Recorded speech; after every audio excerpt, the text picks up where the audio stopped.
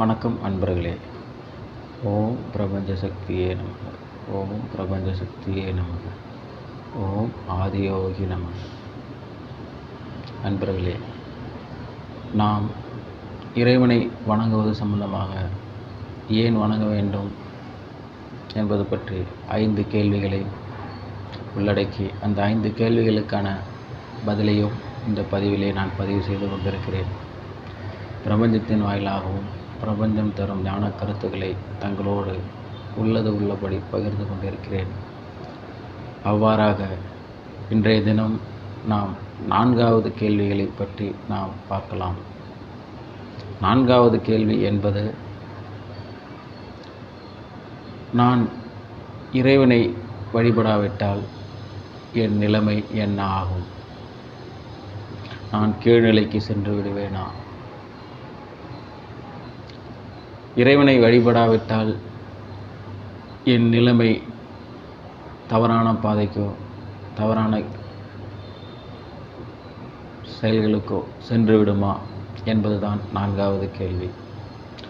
நான் இறைவனை வழிபடாவிட்டால் என் நிலைமை என்னாகும்? என் நிலைமை கீழ்நிலைக்கு சென்று விடுமா என்பதுதான் 4வது கேள்வி. அதாவது அன்பர்களே, ஒன்றை புரிந்து கொள்ளுங்கள். இறைவனை வழிபட வேண்டும் என்பது அவரவர் விருப்பம் என்று நான் இந்த இடத்தை பதிவு சொல்கிறேன். ஆனாலும் ஒன்றை புரிந்து கொள்ளுங்கள்.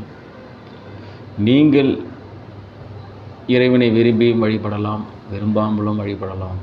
இது உங்களுடைய பார்வையாகும். ஆனால் இறைவனின் பார்வை அனைத்து ஜீவராசிகளையும் அனைத்து உயிர்களையும் சமமாக பாவித்து அனைத்து உயிர்களிடத்தும் அன்பு செலுத்துவது மட்டுமே இறைவனின் செயல்பாடாகும். இதற்கு ஒரு சிறிய உதாரணத்தை நான் கூறுகிறேன். மரமானது பூமியிலே விதையாக முளைத்து மண்ணிலே புதைக்கப்பட்டு பஞ்சபூதங்களின் கலவையினால் நீர், நெருப்பு, அடர்த்தி, காற்று, ஆகாயம் என பஞ்சபூதங்களின் கலவையினால் ஒரு விதையானது உயிர் பெற்று மண்ணிலே இந்த பூமியிலே விளைகிறது, மரமாக வளர்கிறது. மரமானது எவ்வளவு பெரிய மரமாகவும் கிளைகளாகவும் பறந்து விரிந்து மரம் வளர்கிறது. உதாரணமாக அரச மரம், ஆலமரம், இது போன்ற மரங்கள் அகண்டு விரிந்து நம் சுற்றளவை மிக பெரிய அளவில் மரம் வளர்கிறது. அந்த மரத்திலே நீங்கள் ஒன்றை கவனிக்க வேண்டும்.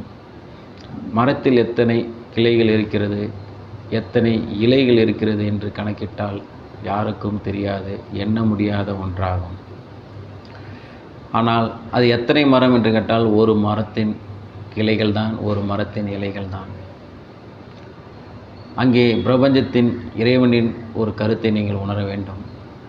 அந்த ஒரு மரமானது அந்த கிளைகள், அந்த மரத்தில் உள்ள இலைகள் அனைத்திற்கும் ஒரே சமநிலையில், ஒரே நிலையில், ஒரே பாகுபாடின்றி சமமான நீரோட்டத்தையும் சக்தியையும் உயிர் ஆற்றலையும் அந்த மரத்தின் கடைசி எல்லை வரை உள்ள அனைத்து துளிர் இலைகளிலிருந்து புதிய புதிய துளிர் இலைகளாக இருக்கட்டும்,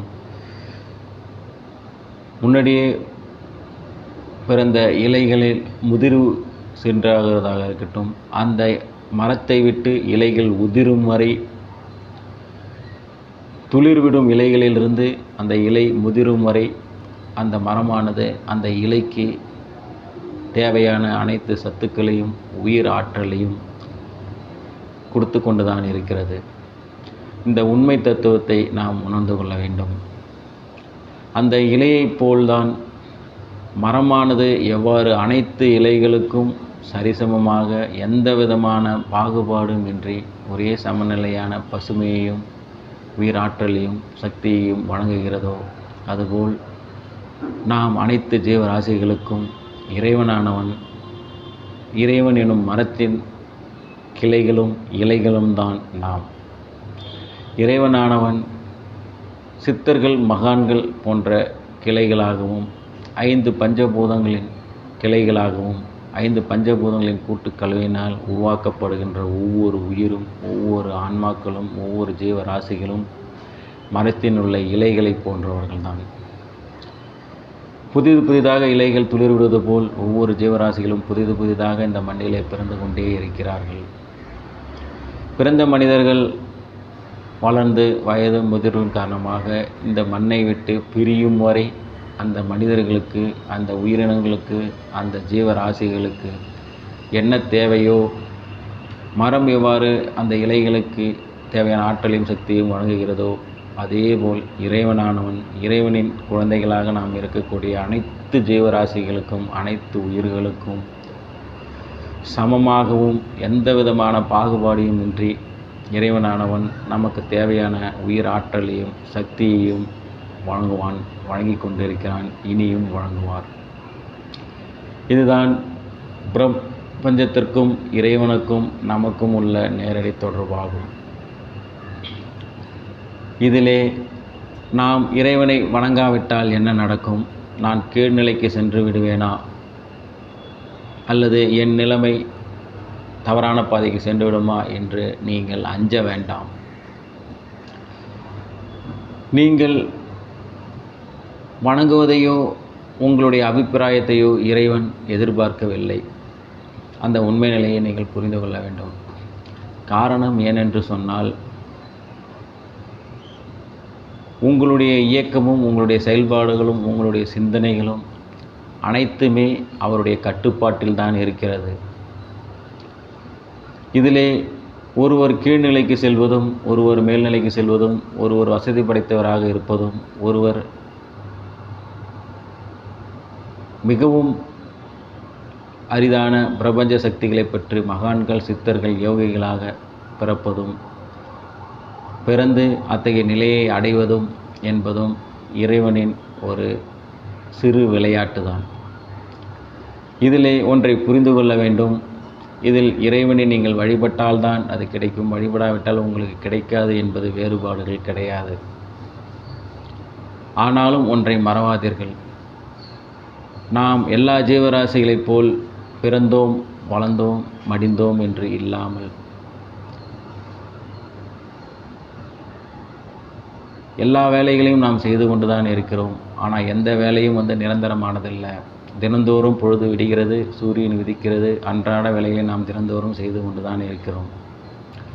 நாம் பிறந்தோம், வளர்ந்தோம், மடிந்தோம் என்று எல்லா மனிதர்களும், நாம் மட்டுமல்ல, நமக்கு முன்னாடி பிறந்த மனிதர்களாகட்டும், நமது மூதாதையர்களாகட்டும், தந்தை, தாத்தா, இப்படி என்று பல முன்னோர்களாக எடுத்துக்கொள்ளுங்கள், அனைவரும் பிறந்தார்கள், வளர்ந்தார்கள், மடிந்தார்கள். அதில் ஒரு சில நபர்களே இறைவனையும் இறைவனடி சேர்ந்தவர்களாக, மகான்களாக, சித்தர்களாக போற்றப்படுகிறார்கள். அதற்கு காரணம் என்னவென்றால், எல்லா ஜீவராசிகளைப் போல் நாமும் இந்த பூமியிலே இருந்து பிறந்து வாழ்ந்து மடிந்து விடலாம். அதை யாரும் கேள்வி கேட்க இயலாது. அதனால் நீங்கள் வணங்கவில்லை, இறைவனை தொழவில்லை என்பதற்காக இறைவனுக்கும் உங்களுக்கும் தொடர்பு இல்லை என்று நீங்கள் கருத வேண்டாம். நவக்கிரகங்கள் மற்றும் பஞ்சபூதங்களின் கட்டுப்பாட்டிலேயே நாம் ஒவ்வொரு ஜீவராசிகளும் இயங்கிக் கொண்டிருக்கிறோம். அவ்வாறு இருக்க பிரபஞ்சத்தின் அனுக்கிரகமும் ஆசீர்வாதமும் இல்லாமல் எந்த ஒரு உயிரும் இந்த பூமியிலே நிலைத்திருக்காது. பிறப்பதும், பிறந்ததுக்கப்புறம் அது வளர்வதும், வளர்ந்ததுக்கப்புறம் அது மடிவதும் அனைத்தும் ஒரு பிரபஞ்சத்தின் இயக்கமாகும், ஒரு உயிரின் இயக்க ஆற்றலாகும். இந்த இயக்க ஆற்றலானது நம் விருப்பு வெறுப்பிற்கு அப்பாற்பட்டது என்பதை நீங்கள் உணர்வுபூர்வமாக புரிந்து கொள்ள வேண்டும்.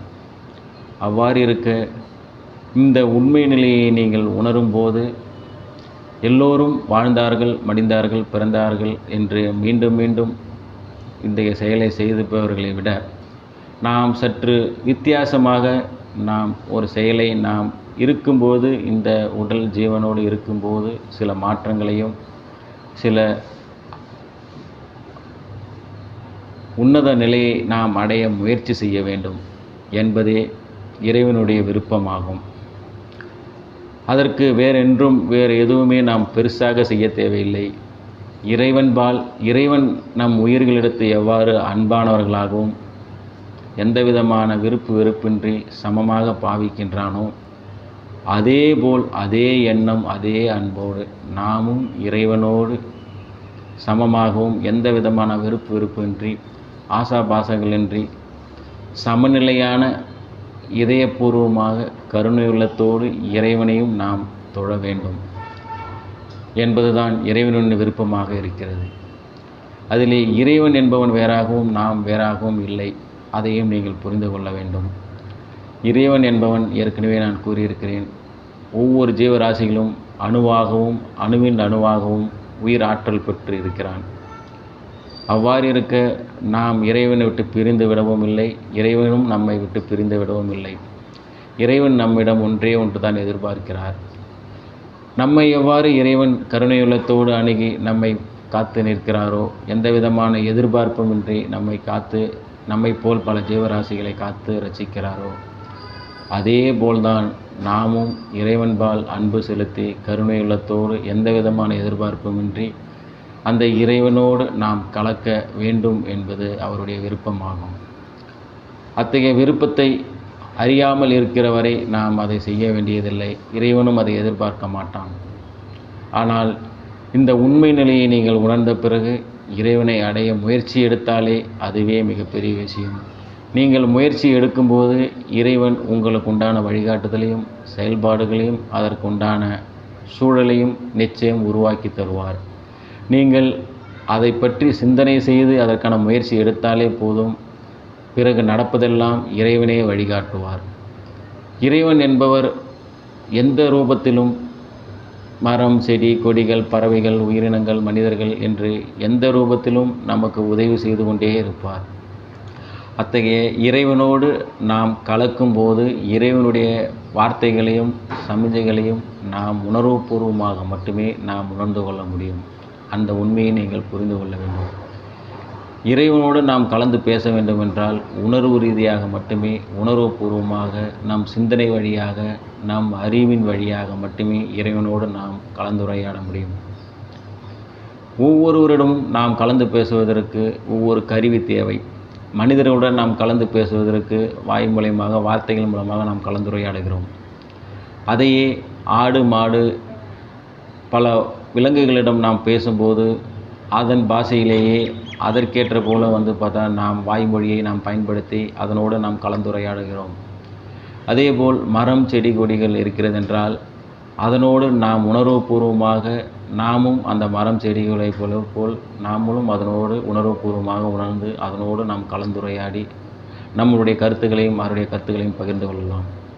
அதேபோல் தான் பறவைகளாகட்டும், பறவைகளுடனும் நாம் பறவைகளின் குரலைப் போல், பறவைகளின் வார்த்தையைப் போல், அதனுடைய ஒலியைப் போல் நாமும் பேசி நம் வார்த்தைகளால் அதனுடைய மொழியிலேயே நாம் உணர்வுபூர்வமாக பேசும்போது அதனோடு நாம் கலந்துரையாட முடியும். அதுபோல்தான் நாம் இறைவனுடன் நாம் கலந்துரையாடும் போது வார்த்தை இல்லை, மொழி இல்லை, இறைவனிடம் நாம் கலந்துரையாடுவது என்பது இதயபூர்வமாக ஆத்மார்த்தமாக நாம் மனநிறைவோடு அன்போடு நாம் இறைவனுடன் உணர்வுபூர்வமாக நாம் கலந்துரையாடும் போது அந்த மொழியிலேயே நாம் பேசும்போது இறைவனும் அதே மொழியிலே நம்முடன் பேசுவார். அவர் கூறும் அறிகுறிகளும் வழிகாட்டுதலும் நாம் உணர்வுபூர்வமாக உணர்ந்து கொள்ளும்போது இறைவனுக்கும் நமக்கும் உள்ள தொடர்பானது மேலும் மேலும் மேலும் அதிகரிக்கும். அவ்வாறு அதிகரிக்கும் போது இறைவனானவர் நாம் அடுத்த கட்ட பாதையில் சரியான பாதையில் பயணம் மேற்கொள்வதற்குண்டான வாய்ப்பையும் வழிகாட்டுதலையும் வழங்குவார் என்பதை இந்த நிலையில் உங்களுக்கு நான் தெளிவுபடுத்த விரும்புகிறேன். அவ்வாறாக இப்பொழுது நாம் கேட்ட 4வது கேள்வியின் ஆனது, நாம் இறைவனை வணங்காவிட்டால் நான் கீழ்நிலைக்கு சென்று விடுவேனா? இறைவனை வணங்காமல் இருப்பதால் என் நிலைமை என்னாகும் என்று நீங்கள் கவலைப்பட வேண்டாம், அச்சப்பட வேண்டாம். இதுவரை அறியாமையின்பால் நீங்கள் இருந்தீர்கள், தவறில்லை. நடந்தது நடந்ததாகவே இருக்கட்டும், தவறில்லை. இனி இந்த தகவல் உங்களுக்கு எப்பொழுது, எந்த நேரம், எந்த நிமிடம் உங்கள் காதுகளுக்கு செவிகளுக்கு எட்டுகிறதோ அந்த நேரம் முதல் இறைவன்பால் அன்பும் கருணையும் செலுத்தி உணர்வுபூர்வமாக இறைவனோடு நீங்கள் கலந்து பேசுங்கள், இறைவனோடு நீங்கள் உரையாடுங்கள். அதுவே இறைவனும் நாமும் நீங்களும் கலந்ததாகவே சமம். புதியதாக நாம் வேறொரு உலகத்துக்கு சென்று மேல் உலகத்துக்கு சென்று இறைவனோடு சேருவது என்று அர்த்தமல்ல. இறைவன் எங்கும் நிறைந்திருக்கிறான் என்பது எல்லோரும் அறிவார்கள்.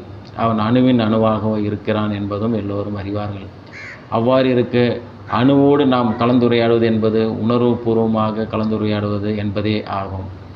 ஆக நாம் எல்லோரும் இறைவனுடன் கலந்து உரையாடுவது என்பது நம் எண்ணங்கள் வழியாகவும் சிந்தனை வழியாகவும் அறிவின் மூலமாகவும் உணர்வுபூர்வமாகவும் மட்டுமே இறைவனோடு நாம் அவருடைய மொழியிலேயே நாம் கலந்துரையாட முடியும். இத்தகைய கலந்துரையாடல் செய்வதனால் எந்த ஒரு பிரதிபலனும் நாம் எதிர்பார்க்க தேவையில்லை. ஆனால் நாம் எந்த விதமான ஒரு கீழ்நிலைக்கோ எந்த விதமான துன்பங்களிலிருந்தோ நாம் ஆட்பட மாட்டோம்.